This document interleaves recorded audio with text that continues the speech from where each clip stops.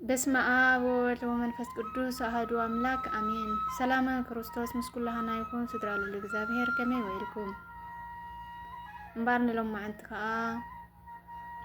ናይ ሰማዕት ቅዱስ ሚናስ ማርያም ሚናስ ተአምር ሒዘልኩም ከቀረብ እሞ ንክትከታተሉኒ ብክብሪ ይዕድም።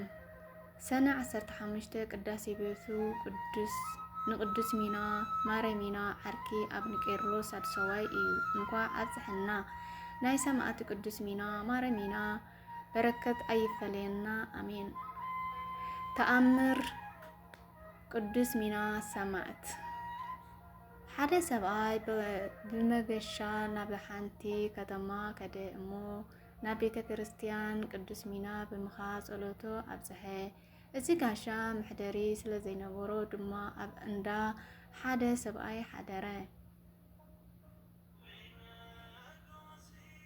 እዚ ተቐባሊ ጋሻ ዋና ቤተ ድማ ንጋሽኡ ተቐቢሉ ብጽቡቕ ኣስተናገዶ።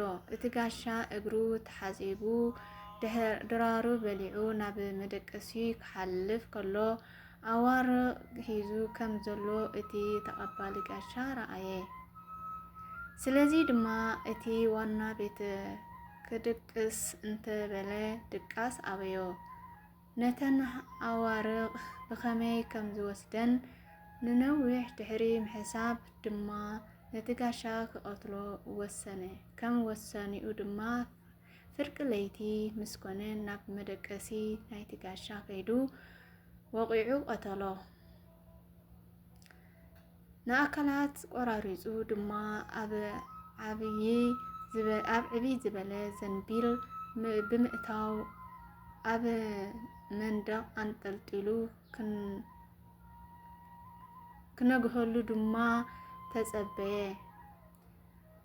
ክጽበ ከሎ ድማ ዘፈጸሞ ወንጌል ምታን ከይፍለጥ ክሻቐልን ኣብ ርሑቕ ቦታ ሓቢኡ ክቐብሮ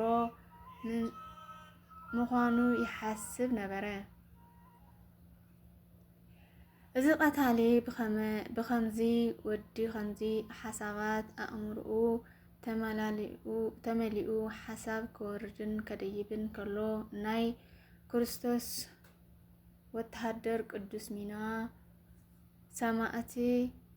ሰማዕት ወተሃደር ተመሲሉ ኣብ ፈረስ ተሰቂሉ ብዛዕባ እቲ ጋሻ እናሓተተ ናብቲ ዋና ቤት እናተመርሐ ኣተወ። እቲ ቀታሊ ድማ ብዛዕባ እቲ ኣብ ቤትካ ሓዲሩ ዝተባሃለ ጋሻ ምንም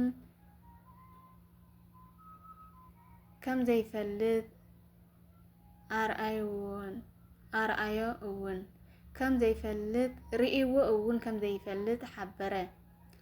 እንተኾነ እዚ ወተሃደር ዝመስል ዘሎ ቅዱስ ካብ ዝባን ፈረሱ ብምውራድ ናብቲ ውሽጢ ብምእታው እቲ ኣብ መንደቕ ዝተሰቐለ ዘንቢል ኣውረዶ እሞ ሒዝዎ ናብቲ መቐበሊ ኣጋይሽ ወፀ። ገጹ ፀዊጉ ድማ ብዘሰንብድ ኣርዓዲ ኣጠማምታ እዚ እንታይ እዩ ክብል ነቲ ቀታሊ ሓተቶ። እቲ ቀታሊ ድማ ብክቱር ራዕዲ ኣብ እግሩ እቲ ቅዱስ በጥ ኢሉ ሰገደ። ከምዛ መዋቲ ድማ ኮነ።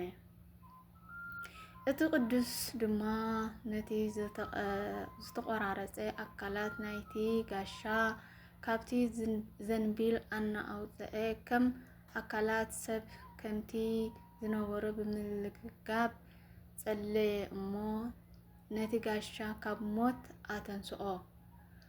ኣብቲ ዳግማይ ምሉእ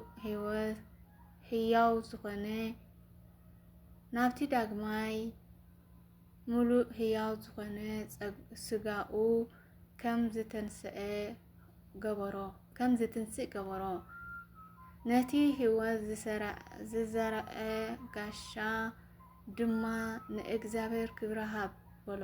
እቲ ጋሻ ድማ ከምዛ ካብ ከቢድ ድቃስ ዝተንስአ ኮይኑ በቲ ኣብ ቤቱ ዝሓደሮ ሰብኣይ ኣብ ነፍሲ ወሪድዎ ዝነበረ ስቃይን እናፈለጠ ካብ ዓዲሞት ንዝተንስኦ እግዚአብሔር ኣምላኽ ወደሰ። ነቲ ካብ ሞት ዘድሓኖ ወተሃደር ድማ ኣመስገነን ሰገደሉን እውን። እቲ ቀታሊ ነዚ ኩሉ ብዓይኑ ይርእዮ ዘሎ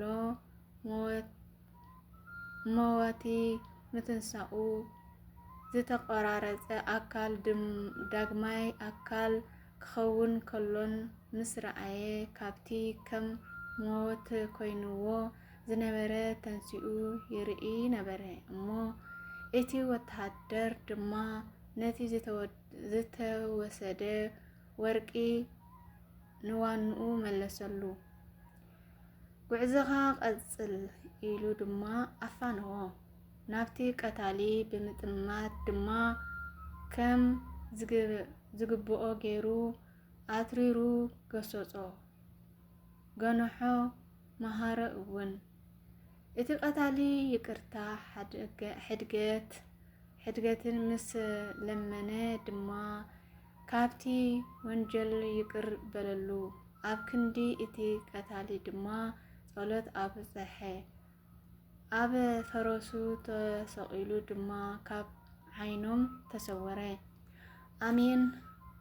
በረከት ናይ ሰማዕት ቅዱስ ሚና ማረሚና ምስ ኩላና ይኹን አሜን። ወስብሐት ለእግዚአብሔር ወለወላዲቱ ድንግል ወለመስቀሉ ክቡር አሜን።